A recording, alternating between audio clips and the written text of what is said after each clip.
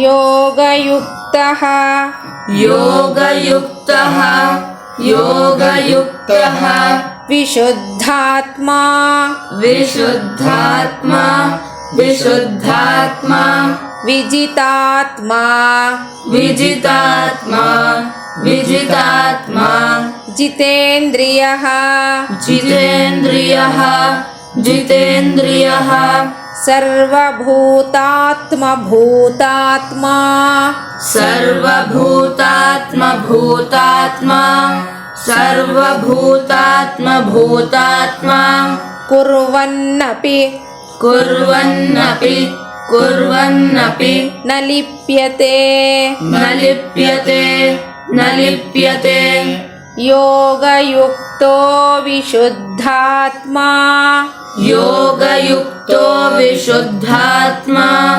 ಯೋಗಯುಕ್ತೋ ವಿಶುದ್ಧಾತ್ಮ ವಿಜಿತಾತ್ಮ ಜಿತೇಂದ್ರಿಯಃ ವಿಜಿತಾತ್ಮ ಜಿತೇಂದ್ರಿಯಃ ವಿಜಿತಾತ್ಮ ಜಿತೇಂದ್ರಿಯಃ ಸರ್ವಭೂತಾತ್ಮ ಭೂತಾತ್ಮ ಸರ್ವಭೂತಾತ್ಮ ಭೂತಾತ್ಮ ಸರ್ವಭೂತಾತ್ಮ ಭೂತಾತ್ಮ ಕುರ್ವನ್ನಪಿ ನ ಲಿಪ್ಯತೆ ಕುರ್ವನ್ನಪಿ ನ ಲಿಪ್ಯತೆ ಕುರ್ವನ್ನಪಿ ನ ಲಿಪ್ಯತೆ ಯೋಗಯುಕ್ತೋ ವಿಶುದ್ಧಾತ್ಮ ವಿಜಿತಾತ್ಮ ಜಿತೇಂದ್ರಿಯಃ ಯೋಗಯುಕ್ತೋ ವಿಶುದ್ಧಾತ್ಮ ವಿಜಿತಾತ್ಮ ಜಿತೇಂದ್ರಿಯಃ ಯೋಗಯುಕ್ತೋ ವಿಶುದ್ಧಾತ್ಮ ವಿಜಿತಾತ್ಮ ಜಿತೇಂದ್ರಿಯಃ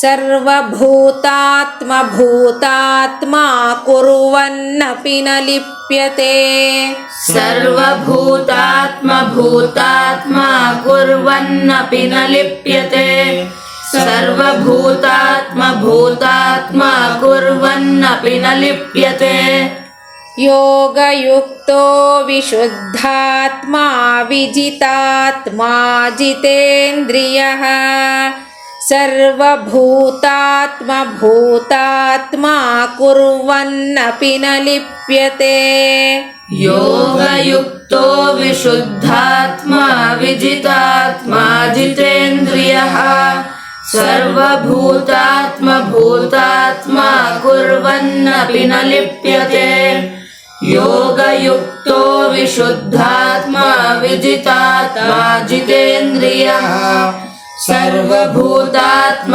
ಭೂತಾತ್ಮ ಕುರ್ವನ್ನಪಿ ನ ಲಿಪ್ಯತೆ. ಕರ್ಮಯೋಗ ಬಹಳ ವಿಶೇಷವಾದ್ದು. ನೀನು ಅದನ್ನ ಅನುಸರಿಸು, ನಿನಗೆ ಶ್ರೇಯಸ್ಸಾಗತ್ತೆ ಅರ್ಜುನ ಅಂತಾನೆ ಭಗವಂತ ಹೇಳ್ತಾನೆ. ಯಾಕೆ ಅದು ಶ್ರೇಯಸ್ಕರವಾದ್ದು ಹೇಳ್ತಾನೆ. ಯೋಗಯುಕ್ತೋ ವಿಶುದ್ಧಾತ್ಮ ವಿಜಿತಾತ್ಮ ಜಿತೇಂದ್ರಿಯ ಸರ್ವಭೂತಾತ್ಮ ಭೂತಾತ್ಮ ಕುರ್ವನ್ನಪಿ ನ ಲಿಪ್ಯತೆ. ಆಚಾರ್ಯರು ಭಾಷ್ಯವನ್ನ ಬರೀತಾರೆ. ಯದಾ ಪುನಃ ಅಯಂ ಸಮ್ಯಕ್ ದರ್ಶನ ಪ್ರಾಪ್ಯುಪಾಯತ್ವೇನ ಯೋಗೇನ ಯುಕ್ತಃ ಯೋಗಯುಕ್ತಃ ವಿಶುದ್ಧಾತ್ಮ ವಿಶುದ್ಧ ಸತ್ವಃ ವಿಜಿತಾತ್ಮ ವಿಜಿತ ದೇಹಃ ಜಿತೇಂದ್ರಿಯಶ್ಚ ಸರ್ವಭೂತಾತ್ಮ ಭೂತಾತ್ಮ ಸರ್ವೇಷಾಂ ಬ್ರಹ್ಮಾದೀನಾಂ ಸ್ತಂಭ ಪರ್ಯಂತಾನಾಂ ಭೂತಾನಾಂ ಆತ್ಮಭೂತಃ ಆತ್ಮ ಪ್ರತ್ಯಕ್ಷೇತನಃ ಯಸ್ಯ ಸ ಸರ್ವಭೂತಾತ್ಮ ಭೂತಾತ್ಮ ಸಮ್ಯಕ್ದರ್ಶಿ ಇತ್ಯರ್ಥಃ. ಸ ತತ್ರ ಏವಂ ವರ್ತಮಾನಃ ಲೋಕಸಂಗ್ರಹಾಯ ಕರ್ಮ ಕುರ್ವನ್ನಪಿ ನ ಲಿಪ್ಯತೆ ನ ಕರ್ಮಭಿರ್ಬಧ್ಯತೆ ಇತ್ಯರ್ಥಃ.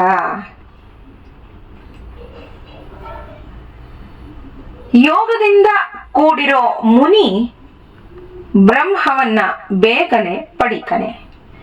ಯಾವಾಗ ಆತ ಸರಿಯಾದ ಜ್ಞಾನಕ್ಕೆ ಸಾಧನವಾಗಿ ಯೋಗಯುಕ್ತನಾಗಿರ್ತಾನೋ, ಅಂದ್ರೆ ಯೋಗ ಸಾಧನೆಯನ್ನ ಮಾಡಿ ವಿಶುದ್ಧಾತ್ಮನಾಗಿ, ವಿಶುದ್ಧಾತ್ಮ ಅಂದ್ರೆ ಸತ್ವವನ್ನ ಚೆನ್ನಾಗಿ ಶುದ್ಧಿ ಮಾಡಿಕೊಂಡು ವಿಜಿತಾತ್ಮನಾಗಿ ದೇಹವನ್ನ ವಶದಲ್ಲಿಟ್ಕೊಂಡು, ಅಂದ್ರೆ ದೇಹವನ್ನ ವಶದಲ್ಲಿಟ್ಕೊಳ್ಳೋದು ಅಂದ್ರೆ ಇಂದ್ರಿಯಗಳನ್ನ ಗೆಲ್ಲೋದು ಅಂತ. ಏನು ಇಂದ್ರಿಯಗಳು ನಮ್ಗೆ ಚಾಪಲ್ಯವನ್ನ ಕೊಡತ್ತೋ ಅದನ್ನ ಗೆಲ್ಲಬೇಕು. ಮೊದಲು ಇಂದ್ರಿಯಗಳನ್ನ ಗೆಲ್ಲಬೇಕು. ಇಂದ್ರಿಯಗಳನ್ನ ಗೆದ್ದು ಸರ್ವಭೂತಾತ್ಮ ಭೂತಾತ್ಮನಾಗಿ, ಅಂದ್ರೆ ಸರ್ವ ಭೂತಗಳಲ್ಲೂ ಆತ್ಮನಾಗಿ ಇರೋ ಪರಮಾತ್ಮ, ಎಲ್ಲರಲ್ಲೂ ಪರಮಾತ್ಮ ಇರೋದ್ರಿಂದಲೇ ಅವನೇ ಆತ್ಮನಾಗಿರೋನೇ ತನ್ನ ಆತ್ಮನಾಗಿ ಇದ್ದಾನೋ, ಅಂದ್ರೆ ಸರ್ವಭೂತಗಳಲ್ಲೂ ಯಾವ ಪರಮಾತ್ಮ ಆತ್ಮನಾಗಿ ಎಲ್ಲದರಲ್ಲೂ ಅವನು ನೆಲೆಸಿದನೋ ಅವನು ನನ್ನಲ್ಲಿ ಇದ್ದಾನೆ, ಅಂದ್ರೆ ತನ್ನ ಆತ್ಮನಾಗಿ ಇದ್ದಾನೋ, ಒಳಗಿನ ತಿಳುವಳಿಕೆ ಹಾಗಂತ ಎಲ್ಲದರಲ್ಲೂ ಇರುವಂತ ಪರಮಾತ್ಮ ನನ್ನಲ್ಲಿ ಇದ್ದಾನೆ, ನನ್ನದೇನೂ ಹೆಚ್ಚುಗಾರಿಕೆ ಇಲ್ಲ, ಎಲ್ಲದರಲ್ಲೂ ಅವನೇ ಇರೋದ್ರಿಂದ ಅವನನ್ನ ಪಡೆಯೋದು ಒಂದೇ ಸಾಧನ ಅಂತ ಯಾರು ತಿಳುವಳಿಕೆ ಹೊಂದಿರ್ತಾನೋ, ಯಾರು ಅದರ ಬಗೆಗಿನ್ನ ಜ್ಞಾನವನ್ನ ಹೊಂದಿರ್ತಾನೋ, ಯಾವನಿಗೆ ಅದು ಆ ಜ್ಞಾನವು ಜಾಗೃತವಾಗಿರುತ್ತೋ ಅವನನ್ನೇ ಸರ್ವಭೂತಾತ್ಮ ಭೂತಾತ್ಮ ಅನ್ನೋದು, ಅಂಥವನೇ ಸರಿಯಾದ ಜ್ಞಾನವುಳ್ಳವನು ಅನ್ನೋ ಅರ್ಥ.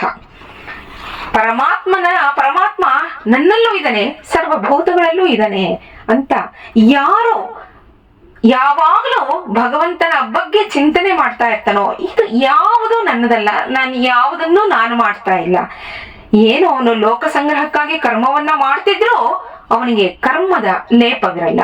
ಯಾಕೆಂದ್ರೆ ಯಾವುದೊಂದು ಕರ್ಮವನ್ನ ಮಾಡಿದ್ರು ಅದರಲ್ಲಿ ಫಲಾಫಲಗಳು ಇರುತ್ತೆ.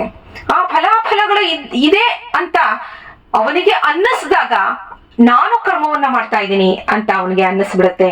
ಅವನು ಏನು ಲೋಕ ಸಂಗ್ರಹಕ್ಕಾಗಿ ಅಂದ್ರೆ ಬೇರೆಯವರ ಒಳತಿಗಾಗಿ ಅವನು ಕರ್ಮವನ್ನ ಮಾಡಿದ್ರು ಈ ಕರ್ಮ ಮಾಡ್ತಾ ಇರೋದು ನಾನಲ್ಲ ಅಂತ ಯಾರು ಅಂದುಕೋತಾನೋ, ಈಶ್ವರಾರ್ಪಣ ಬುದ್ಧಿಯಿಂದ ಯಾರು ಮಾಡ್ತಾನೋ, ಲೋಕ ಸಂಗ್ರಹಕ್ಕಾಗಿ ಯಾರು ಕರ್ಮವನ್ನ ಮಾಡ್ತಾನೋ ಅವನಿಗೆ ಆ ಕರ್ಮದ ಲೇಪವಿಲ್ಲ ಅಂತಾನೆ ಭಗವಂತ. ಆ ಕರ್ಮದ ಫಲಾಫಲಗಳು ಅವನ್ನ ಯಾವತ್ತೂ ಅವನ್ನ ಬಂಧಿಸಲಾರವು, ಅವನು ಆ ಕರ್ಮಗಳಿಗೆ ಕಟ್ಟಬೀಳಲ್ಲ ಅಂತ ಹೇಳ್ತಾನೆ. ನಾಳೆ ಮುಂದಿನ ಶ್ಲೋಕವನ್ನು ನೋಡೋಣ. ನಮಸ್ಕಾರ.